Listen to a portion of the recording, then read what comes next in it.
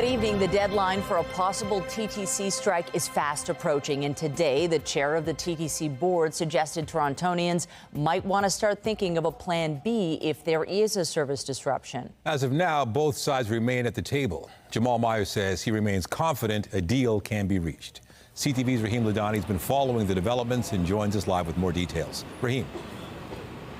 Nathan and Michelle, good evening. We're standing in front of the Sheraton Hotel, and that's because inside the TTC and members of ATU Local 113 continue to bargain towards a potential deal to hopefully avoid a strike. And today, politicians and commuters are weighing in. This is the congestion on Yonge Street near Finch Avenue, with TTC service running as usual. But this traffic will likely get much heavier with more cars on the road if there's a strike come Friday. Oh, I will ask someone to drive me to work. I guess I do Uber then, right? Or taxi. That's my only way out there. For others, a strike will cost them more than just inconvenience. I wouldn't be able to go to work. It would be hard for us to go to work, and we would lose a lot of money. With the deadline of just after midnight Friday looming, the Toronto Transit Commission and the union are still at the bargaining table, trying to negotiate a deal around job security, wages, and benefits for the 11,500 workers who have been without a contract since the end of March. They were at the negotiating table over the weekend. They were there Monday, they were there Tuesday, so they are making good progress. TTC Chair Jamaal Myers says he remains confident a deal will be reached, yet is still telling Torontonians to have a plan B. What I would tell my constituents is if you can, work from home. If you can't, looking at Go Transit or looking at carpooling. This would be the first transit strike in Toronto since 2008.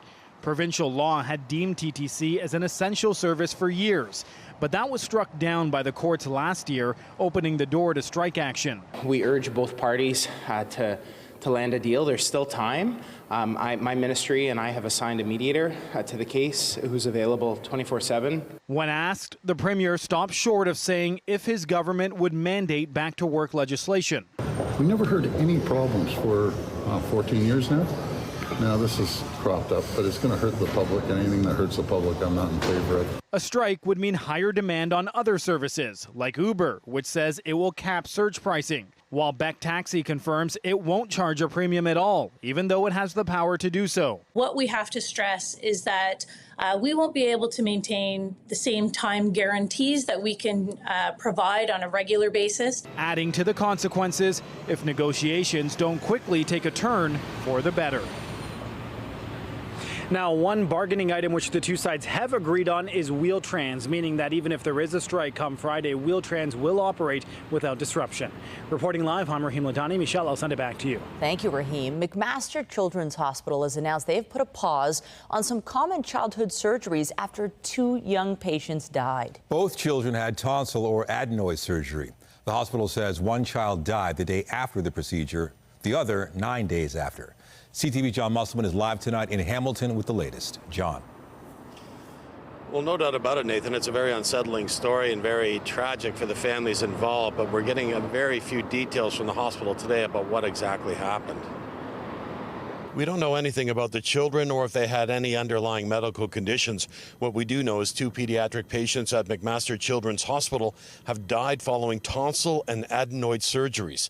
According to medical websites, adenoids are small lumps of tissue located behind a child's nose or upper airway. A tonsillectomy is the removal of 2 oval-shaped parts of tissue at the back of your throat. It is generally considered routine surgery. In a statement released today, hospital officials wrote, "Our deepest condolences go to these families for their tragic loss. Our teams are in the process of informing patients and families that their scheduled care surgery is affected." The hospital says one child died in May, another child died in June. One died a day after surgery. The second child died 9 days after the procedure. People leaving the Hamilton Hospital today were surprised to hear this news. Crazy to me. Like, we've been doing this surgery for so long. I can't believe it. 2 kids died. It's a sad news, but what we can say about it, they should have been more careful. And it scares other patients as well. The hospital says at this point there is no apparent connection between these 2 cases.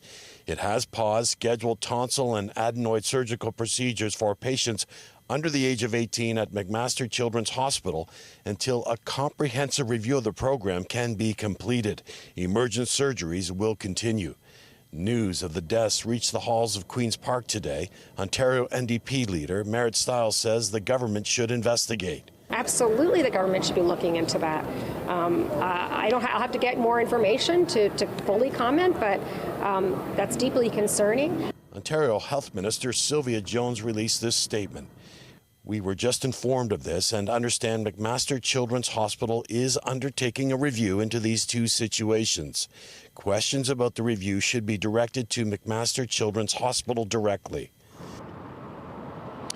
Now, the hospital wasn't doing any on-camera interviews today beyond the statement released to the public notifying them about the two pediatric deaths. Reporting live in Hamilton, I'm John Musselman. I'll send it back to you. All right, thank you, John.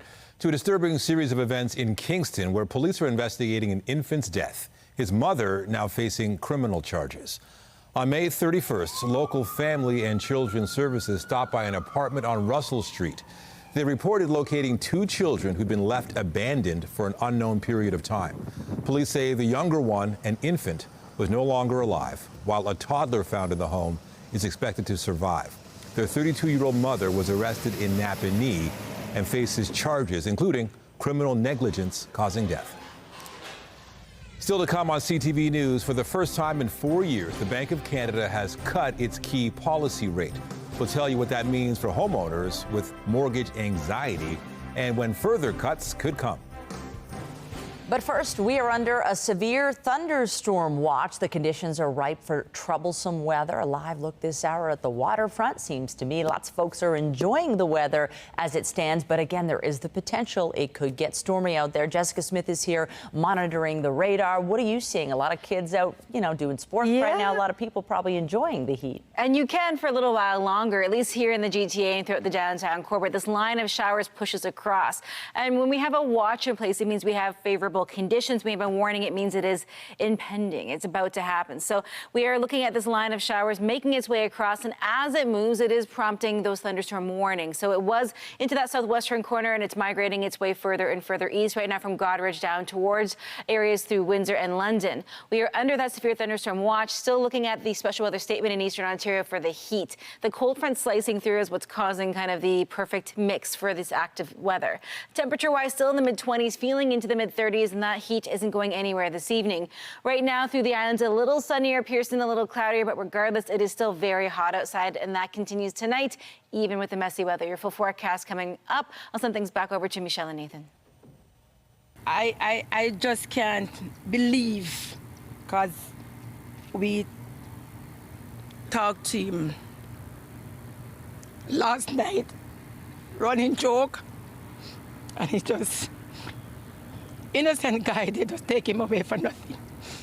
A family in shock as a second man injured in a weekend shooting has died in hospital.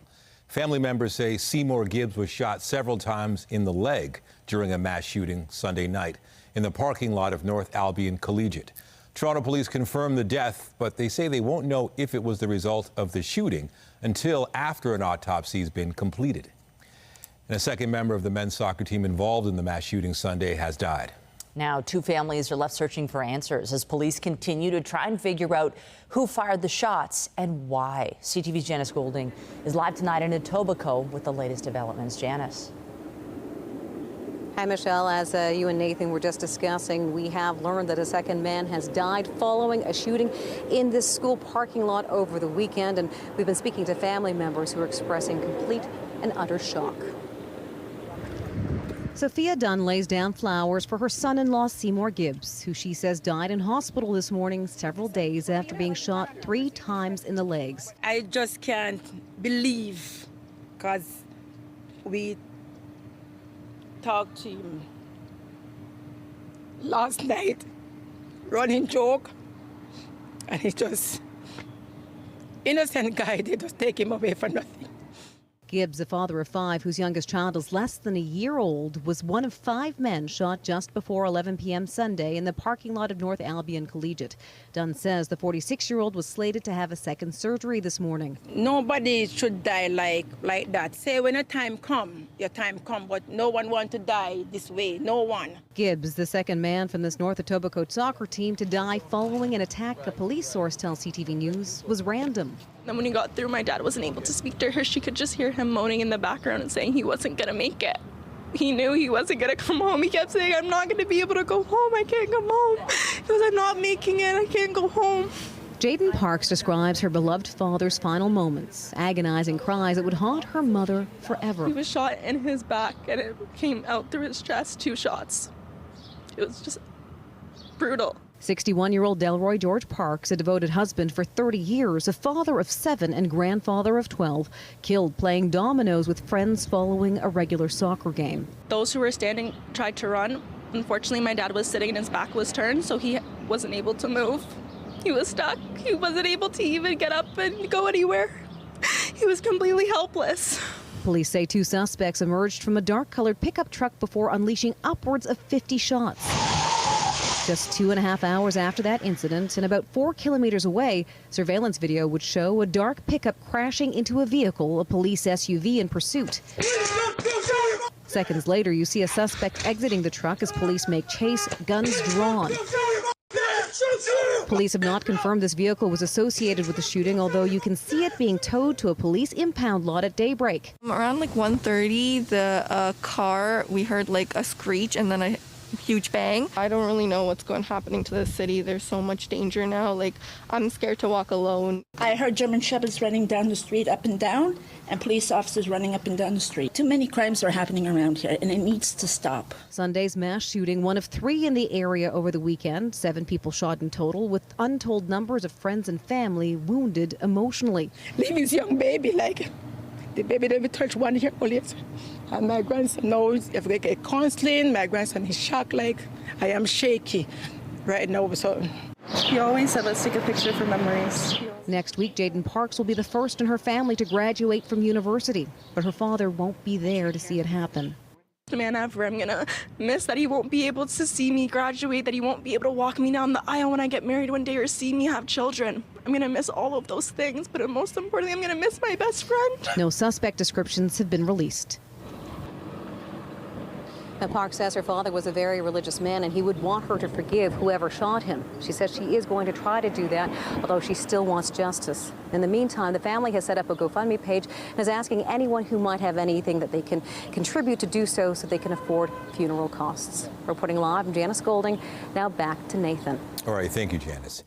Emergency crews are on the scene of a fire overnight in Scugog.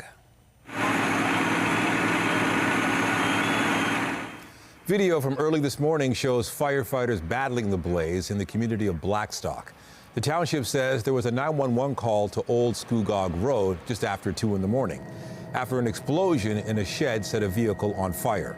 The flames spread to 2 homes which were destroyed, but all residents got out safely.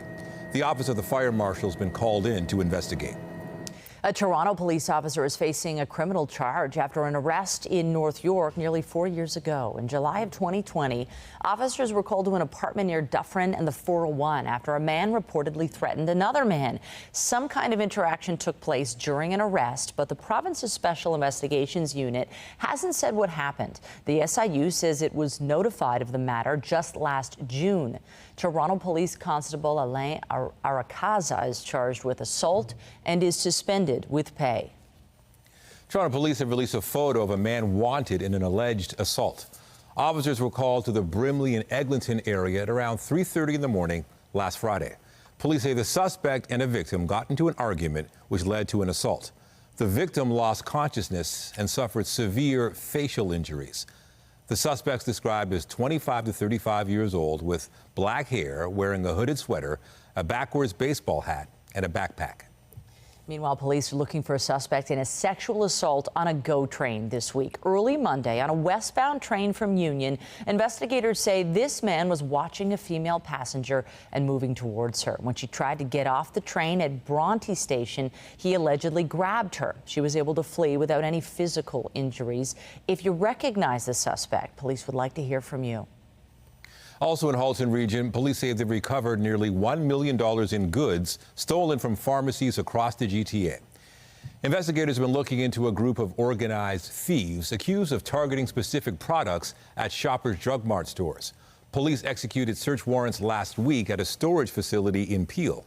They say they found the stolen goods from Shoppers as well as products tied to tractor-trailer load thefts across the region. A 52-year-old Toronto man faces multiple charges. It's the news many Canadians were hoping for. The Bank of Canada announced today it has lowered its benchmark interest rate by 1/4 percentage point. It's the first time in 4 years the rate has been reduced, and it comes at a time many are struggling with keeping up with mortgage payments. CTV's Sean Leathong has the story. A tiny bit of relief. For Shauna Wood, today's Bank of Canada interest rate cut provides a little money and a lot of hope. Extremely happy. We were back on the phone by 10:30 this morning with our mortgage broker. We first told you about Shauna and her family yesterday, facing a mortgage renewal at the end of the month, having bought their home for $800,000. Until now, they've had a 3% interest rate costing $3,000 a month. But until today, their offer of renewal has been 7.19% for a monthly cost of $5,100, almost the family's entire monthly income. They feared losing their home. It makes you sick. The worry, it literally makes you sick, because we've worked so hard to be first-time homebuyers. The family of 10 bought their place in 2021. Having 4 kids with medical conditions and a husband working 70 hours a week, they seemed stretched to the brink. But a 0.25% decrease in their mortgage would mean $160 each month. That makes a difference between possibly paying for a kid's prescription or not paying for it. It'll just give us that slight bit of breathing room. So while the relief that comes with this announcement may be small, one expert we spoke to says that today is more of a signal that there may be more relief coming. Well, they can't be done, because if you look at the history of rate cycles, there's no such thing as 1/4% cut and stop for a year. That's literally never happened in the history of rates. Ron Butler from Butler Mortgage says rate cuts are good news for anyone renewing or holding variable rates, but he doesn't see a roaring jump in the housing market. What a rate cut means is a worsening economy, a slowing economy, people growing concerned about their jobs. And historically, people don't buy big ticket items when they're worried about the economy. For Shauna Wood, today is hope that cuts will reach the point where they can stay, hopefully over the next year. If the interest rates could get back down to 4%, because that's a whole percentage point from where we were right now, we will make it. We will absolutely make it.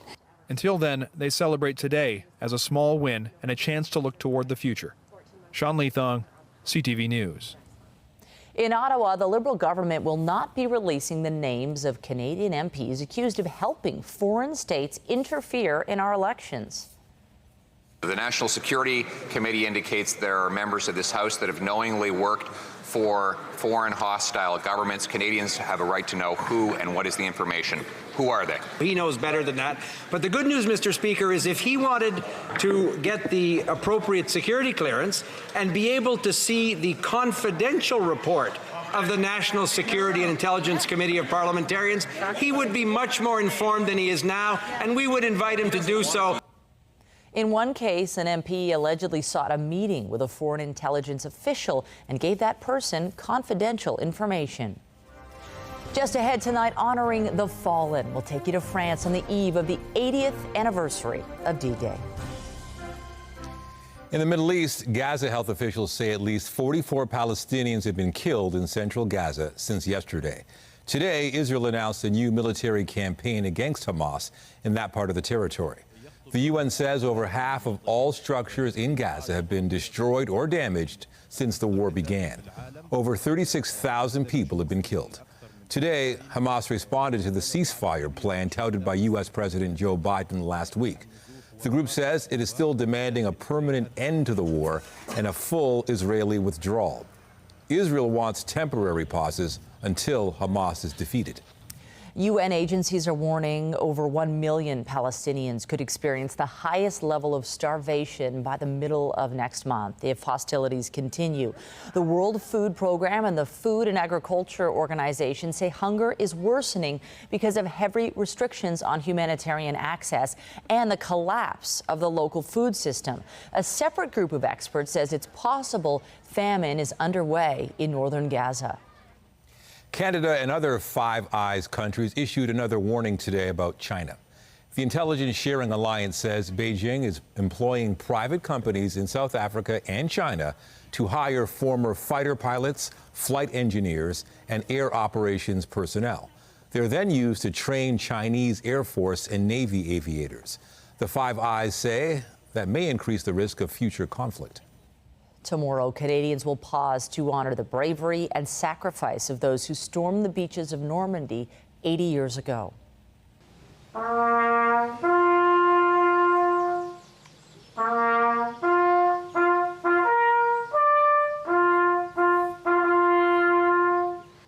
A ceremony was held today at the Bény-sur-Marne Canadian War Cemetery in France. Canadian veterans joined dignitaries and others in paying tribute to the fallen comrades who landed at Juno Beach on June 6, 1944.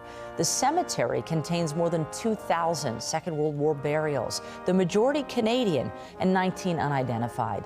The largest amphibious assault in history began the liberation of Western Europe. A 19-year-old, which I was then, was extremely important. I wasn't afraid. I was buoyed up by the event happening. This is something we had planned for many years. In total, more than 156,000 Allied troops either landed on the beaches or were airdropped behind enemy coastal defenses. 14,000 of them were Canadians. A statue was unveiled in Normandy, recognizing the considerable contribution of a Canadian regiment on D-Day. Members of the Royal Regina Rifles landed in the first wave on Juno Beach, playing an important role on June 6th and beyond. CTV's Joy Malbin reports. Princess Anne as Honorary Colonel-in-Chief to the Royal Regina Rifles, unveiling a statue of a rifleman charging into battle, depicting the Canadians who fought the Nazis, the Rifles, among the first to storm Juno Beach, suffering some of the heaviest losses. The statue unveiled today will forever help tell the story of loyalty, of bravery and of duty of the Johns. Using their nickname Farmer Johns, the Rifles pushed further inland than any other regiment to dislodge the Nazis. Bill Sifried says bullets were falling like rain in Normandy. Asked me to go and find out how many we lost. And on our little group, we lost 25. So they had to get 25 new ones. So that was quite a shock. Do you remember your friends? Well, there's a lot of friends the next day that weren't there, you know. Capturing that sacrifice, this 8-foot bronze statue. And everyone wants to know about that look on his face. The unknown determination of a young man sent to do a job. He would have a lot of fear, and we wanted to show that it wasn't just a picnic. Right, stand at ease. Many were farmers, prairie boys, and 20% of the regiment were Indigenous soldiers. 458 of them did not make it home. Their exploits on and after D-Day are legendary. They made the greatest incursion inland on that awful day, when there was so much death and carnage on the beaches of the Channel. It was sad, it was traumatic, it was heroic. And now a lasting reminder of that defiant determination on the very beaches where Canadians made a stand, 80 years after D-Day, keeping their legacy alive for generations to come. Joy Malbin, CTV News, Normandy, France. And you can watch CTV's special live coverage of D-Day remembrance ceremonies from France beginning tomorrow morning at 8 on CTV News Channel. Canada's Prime Minister will be among the world leaders in Normandy for tomorrow's commemorations. Justin Trudeau left Ottawa this morning. He is set to attend a Canadian ceremony at Juno Beach and also attend an international ceremony at nearby Omaha Beach. Canada's delegation to France also includes 13 Second World War veterans, the oldest of whom is 104. The UK is also paying tribute, promising to always remember the sacrifices of those who fought in the battle that changed the course of the war. It is our duty to ensure that we and future generations do not forget their service and their sacrifice in replacing tyranny with freedom.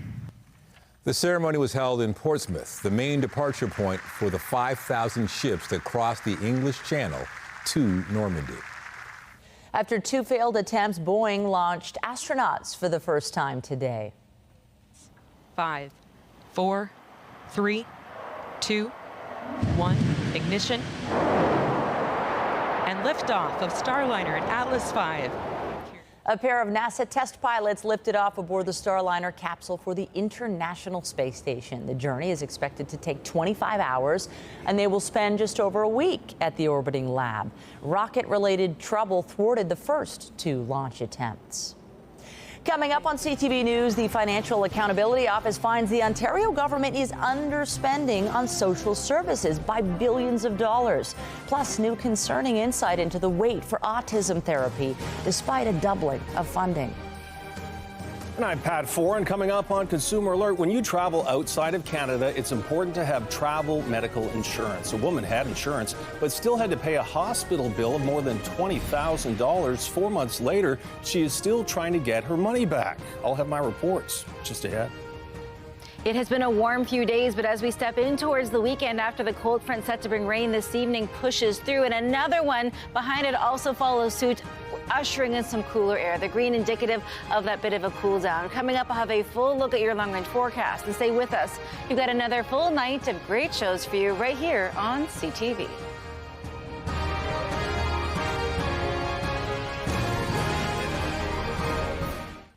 If you travel outside of Canada, it's necessary to have travel medical insurance in case you have a health emergency. If you're hospitalized, usually your insurance company will pay the bill directly.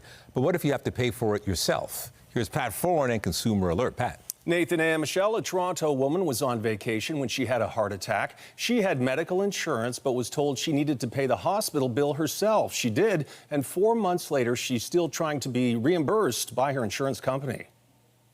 I was almost gone. Maria Melkalazar of Toronto took a vacation in the Cayman Islands in January. While she was on the beach, she suffered a heart attack. It was bad. It was really bad. At the moment, I thought I am out. Her son Dean flew to be by her side and help deal with her medical insurance, but he said there were issues getting through to the insurance company on the phone and online. I was frustrated because, it's emergency travel insurance, and this is exactly what it was. It was an emergency travel situation. Melkalazar was hospitalized for 2 days, and the medical bill came to almost $17,000 US, 23,000 Canadian. They were told before leaving the hospital they needed to pay the bill themselves. Fortunately, we had a means of covering that at the time, but what if we hadn't? What would have happened then? I felt really left down because I was paying the insurance, Melkalazar purchased the insurance through Blue Cross. After almost 4 months, she has yet to be reimbursed. While usually an insurance company deals directly with a hospital for billing, in the event you pay it yourself, even if it's a legitimate claim, expect delays. Nothing is quick here. They are going to be ordering doctor's records. They are going to see if you were stable prior to departure. They're going to look and see if you declared a medical condition that appears in your doctor's notes. This is months in happening. When CTV News reached out to Ontario Blue Cross, a spokesperson said, in instances where the client does not contact us immediately for support and chooses to pay a medical facility directly, it can take longer to process a claim, and that we have been in contact with this client and are confident this claim has been resolved to their satisfaction. Melkalazar was relieved to be reimbursed the entire amount for her hospital stay. She was really, really happy. We actually got the check this morning. Thank you, CTV, for your help. Thank you. Thank you very much. And even though most travel medical insurance plans will bill a hospital directly, each can have different terms and conditions. You should study your coverage carefully before taking a trip. On your side, I'm Pat Foran. If you have a consumer story idea, email us at alert@ctv.ca. We're looking at the forecast now, and we've had a bit of rain already, but we've got much more to come, and hopefully that does not ruin your plans tonight. I'm thinking of the stormy stuff, right? Where you've got kids playing baseball or soccer, and then you hear thunder and it ruins everything. What are you thinking? What are we going to see? Timing-wise, we've already seen a few light showers come through, but the heavier stuff really begins for Toronto, the GTA, in and around the 8 to 9 p.m. window. So if you have sports this evening, keep an eye on the sky. Obviously, a lot of places will cancel things if there's thunder and lightning going on. The heavier stuff, though, really is overnight. So keep that in mind if you are a commuter or you have different hours and you're traveling this evening. Weather is brought to you by Train, the most reliable heating and cooling brand. It's hard to stop a train. Now, it's been kind of a cloudy day, not a ton in the way of brilliant sunshine, but still a really high UV index. So even though we haven't seen the sun in this glorious, bright, shiny way, it doesn't mean that you don't have to still prepare yourself the same way. You can still get a burn even on a cloudy day. Temperature-wise, it's hot. Like everywhere, even through northern Ontario. Peawanuck right now is at 30, feeling like 35. Moosonee is at 32, feeling like 36. And here in the city, we're at 25, feeling like 32. So the heat is on. As we head in towards the evening, we're holding on to all of that warmth. All that cloud cover that moved in late yesterday, throughout the day today, kind of acts as that layer, that sealant of all that warmth. And we're holding on to above seasonal temperatures tonight and into the day tomorrow. The difference is tomorrow we get a little bit of relief. We get a break from the rain after we get through that morning commute. And we'll see a daytime high right around 25, and everybody in that low to mid 20 range. There is that line of showers. That's what's causing the severe thunderstorm warnings through parts of southern Ontario and the severe thunderstorm watch for us here in the city and throughout the GTA. The bulk of these lows are going to be in northern Ontario, but it's the cold front that is literally slicing through all of that heat and humidity that is causing the chance for those thunderstorms. Again, as we head through the early evening, that line, that's where the warning is right now, is from London up towards Owen Sound. It pushes towards us as we head into about 9:30 p.m., the bulk of the heavier rain. We get a really big wave into towards 11:30, and then as we get past midnight, a bit of a break. A cloudy start to our day tomorrow, and then as we head through the afternoon, a few light showers, and then as we approach the afternoon, as we get in towards the afternoon and early evening, we actually get a bit of a break. There'll be a decent amount of sunshine. As we step in towards Friday, it returns. There's a second cold front that's going to come through, a little less severe, but we're watching for scattered showers nonetheless. Temperature-wise, after the second cold front comes through, as we get through the end of our day on Thursday, we are watching for showers and temperatures dropping from our Friday through to Sunday. So it's not a wash all day Friday, all day Saturday, all day Sunday, but it's just unsettled enough as that last little bit of that system trails behind it. Getting in towards Monday, Tuesday, Wednesday, we see the sunshine return and a much more seasonal and sunny forecast. So a beautiful way to step in towards next week. We just have to get through the unsettled weather first. And switching gears, the Princess Margaret Cottage Lottery is here. Get your tickets now to be in to win 3 incredible grand prize lakefront cottages located in Ontario's most loved cottage destinations: Haliburton, Prince Edward County, and Georgian Bay.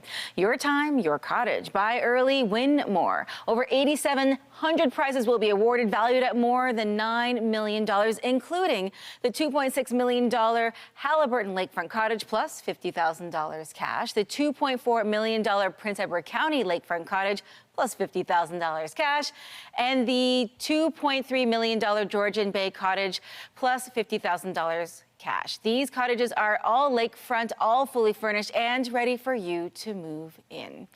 And don't forget to add the world's biggest 50-50 jackpot with a minimum payout of $500,000 cash. And there's more ways to play by adding the 30 days of vacays. For just $25, you could win a trip of a lifetime or take the cash. Cancer is the leading cause of death globally and the leading cause of death in Canada. Every ticket gives you a chance to win life-changing prizes and helps fund life-saving cancer research at the Princess Margaret. Tickets at princessmargaretlotto.com, or you can call 1-866-631-1234. Nathan. All right. Thank you, Jess. Also tonight, another iconic concert venue is closing its doors. After 33 years, the famed Phoenix's days are numbered.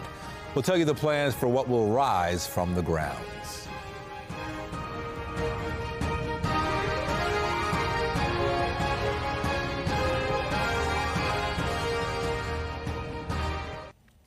At Queen's Park, the Ford government is being called out for being billions of dollars short of what's needed to provide core services for children with autism. CTV's Queen's Park Bureau Chief Jamaal Myers reports. It's the kind of therapy parents of kids with autism say makes all the difference. But the gulf between those receiving help and those waiting for it is widening. Ontario's Financial Accountability Officer says fewer than 15,000 kids are getting funding for core therapy. It's about 72,000 children have been registered for the autism program. We don't know how many are waiting to be assessed for core clinical services. The government counters that things are dramatically better than they used to be. We doubled the funding of the Ontario Autism Program. We added another $60 million to the program. And this year, Mr. Speaker, we added $120 million to the $600 million.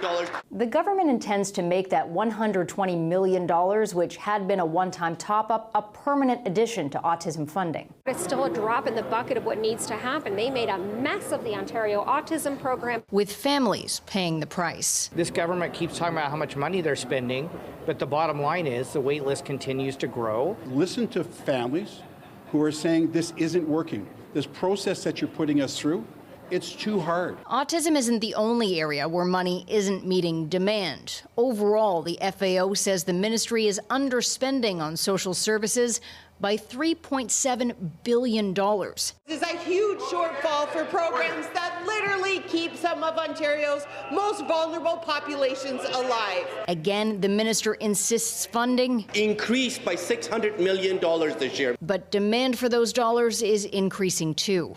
At Queen's Park, Siobhan Morris, CTV News.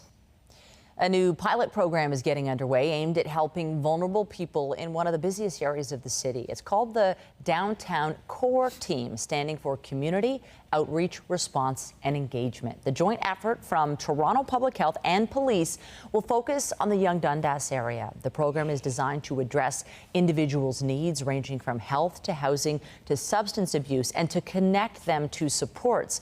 The program is led by public health nurses with officers there as support. Another iconic Toronto music venue has announced it's shutting its doors, but the news isn't all bad. The Phoenix Concert Theatre on Sherbourne Street has been welcoming crowds for more than 33 years, featuring big-name artists including Bob Dylan, the Rolling Stones, and Billie Eilish. Like other venues, it'll be replaced by residential housing, with a final show set for next January. That being said, Phoenix's co-owner says the venue could be reestablished at a different location in the downtown core at some point in the future. After the break, a new law to protect homeowners from a scam that could cost them thousands. The province says no to no-seas. We'll explain.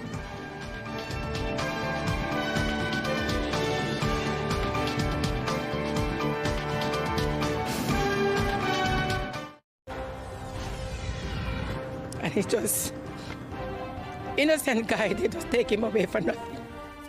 Updating our top stories, a second member of a men's soccer team has now died after a mass shooting in Etobicoke Sunday. Family members say Seymour Gibbs died in hospital. The 46-year-old was one of 5 men shot in the parking lot of North Albion Collegiate. McMaster Children's Hospital has put a pause on tonsil and adenoid surgeries after 2 children died following the procedures. Hospital officials say one of the children died the day after surgery.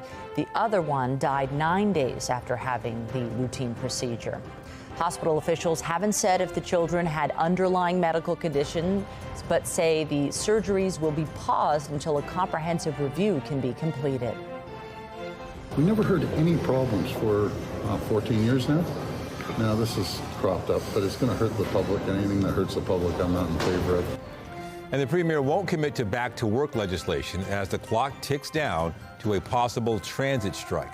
The chair of the TTC is advising residents to have a plan B for how to get around if job action is taken.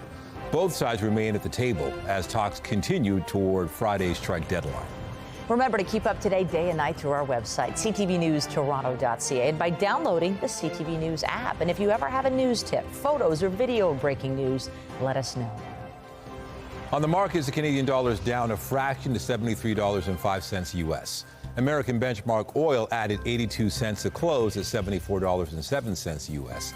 And the TSX Composite Index gained 166 points to end the day at 22,145.02. The Business Report is brought to you by Canadian Western Bank, the bank built for business. It's a financial tool that MPPs say is popular with scammers and con artists and has played a role in stripping many elderly people of their savings. As CTV's John Woodward reports, the Ontario Legislature has passed a bill that will cancel the tool entirely. It was a monster that needed to be defeated. A monster of myth was invoked in the Ontario Legislature. The Harlequin Hydra. And the comparison might not be too far off. They're talking about a financial tool called a Notice of Security Interest, or NOSI, whose use has grown into a billion-dollar problem. A W5 investigation this year showed how easy it was to set up a NOSI. We installed a thermostat worth $130 and found we could register a claim on a property for many times more than what it was worth. Families inheriting homes often just pay them to accept the property. In some cases, the debts are so large the home can be forced to be sold. The number of NOSIs registered in Ontario has grown from about 400 a year in 2000 to 58,000 in 2023 alone. On Wednesday, the legislature sped through the passage of the Homeowner Protection Act using an unusual procedural move. Even more unusual, it had the support of everyone in the House. Consumer protection, fighting against scams, fighting against abuse. And by 4 p.m., the bill had passed. Already, though, NOSI holders are filing a wave of new lawsuits to recover the debts, according to the Advocacy Centre for the Elderly. They should fight. They should get a lawyer if they can afford one. Come to the rescue of those in need, and I'm very proud of that, but it took all of us to come together as parliamentarians. On Thursday, the bill is expected to get royal assent and become law, and the NOSI will be no more. John Woodward, CTV News. It was a slow May for the GTA real estate market amid hopes of an interest rate cut like the one announced today. The Toronto Regional Real Estate Board says there were just over 7,000 home sales last month. That was nearly 22% lower than the figure seen a year prior. New listings, meanwhile, were up by a similar amount as many buyers stayed on the sidelines. When you see higher borrowing costs, something has to give to sort of mitigate that impact. And what we've seen is more choice in the market. So buyers who have been active out there in the GTA marketplace have had more negotiating power. The extra leverage prompted prices to drop 2.5% year over year to an average of $1.17 million. TREB has said it expects more home sales in 2024 compared with 2023, with much of that activity coming in the back half of the year. A proposed class action suit has been filed on behalf of TD shareholders as the bank faces investigations into its anti-money laundering program south of the border. The suit seeks to represent anyone who bought TD shares between August 2021 and this month. It alleges the bank misrepresented systemic deficiencies in its anti-money laundering controls, and their disclosure caused a significant drop in the stock price. TD has faced financial penalties in the U.S. as a regulatory inquiry there continues, but it says the allegations in the proposed suit are without merit. TikTok users beware. Several major accounts have apparently been targeted by hackers. Forbes reports bad actors were able to identify a major security flaw in the app's direct message feature. So far, it's been used to target the official accounts of CNN, Sony, and reality TV star Paris Hilton. TikTok indicated the number of accounts actually compromised was very small, and it's working to restore access. WestJet is moving ahead with changes to its fare structure that could impact your access to the overhead compartment. As previewed by the airline last month, a new ultra basic fare will be offered to customers when purchasing a plane ticket. It will be the lowest fare shown, but in exchange, it will not include a carry-on bag, except for cross-ocean travel. Airlines like Flair and Porter have offered similar basic options. WestJet says it hopes the move will help free up bin space for other passengers and make the boarding process smoother overall. And as the busy summer travel season approaches, Air Canada is updating its onboard offerings. The airline says customers will be able to enjoy a new range of complimentary snacks and drinks. The new treats include some homegrown Canadian options like cookies from a Quebec-based company and pretzels from a family-owned company in Alberta. The airline is also offering a new selection of beers, French wines, and spirits. And a reminder, the CTV News at 6 podcast is available to download every weeknight. And a special What's Good to those of you listening to the podcast live on News Talk 1010. Get Toronto's top stories, breaking news alerts, and watch live. Download the CTV News app. June is Bike Month in the GTHA, and tomorrow is your chance to take part in one of the most high-profile events on the calendar. Tomorrow morning, cyclists from across the city will participate in the annual Bike to Work Day. Mayor Olivia Chow will be there alongside other members of City Council. Cyclists can join the ride at 4 separate starting points with a destination of Nathan Phillips Square. Full details are at bikemonth.ca. Such an exciting time. Hopefully the weather holds up tomorrow for the ride. Weather alerts on my phone. These folks are still on the water, though. They don't seem too concerned. They've got some time, right? We have a bit of a window from now until about 8 p.m. We can still be out and enjoying the weather, but for now, it is just really hot. All of that to say it is the perfect recipe for some messy weather as we head into the early evening and through the overnight. We are watching for this line of showers and thunderstorms to sweep its way across southern Ontario with a cold front. It's quite literally slicing through all of that heat. It is prompting some special weather statements for heat in eastern Ontario, some storm watches and warnings in southern Ontario, and that includes us here in the city of Toronto. So we are under a storm watch right now for severe weather, but you can see that thunderstorm warning that has increased in the last few minutes. It will likely push its way across as it heads towards us here in the downtown core. It is still very warm as we head in towards the early part of our night, and we don't lose any of that tonight. Into the day tomorrow, showers for that early morning, but for the most part, it is pretty sunny into the afternoon before more rain as we head in towards Friday. And a reminder about the new Lotto 649 with 2 big jackpots to be won on 1 ticket. Tonight's classic jackpot is $5 million. And the new Gold Ball jackpot is $60 million. You can head to olg.ca for more information. Thank you, Jess. That's it for us, but be sure to join Omar Sachinina tonight at 11 for CTV National News, followed by Zarada Allman with our next local newscast at 11:30. In the meantime, our coverage continues anytime on CP24 and online at ctvnewstoronto.ca. For Jessica Smith and all of us here at CTV News, thank you for watching and have a great night. Done.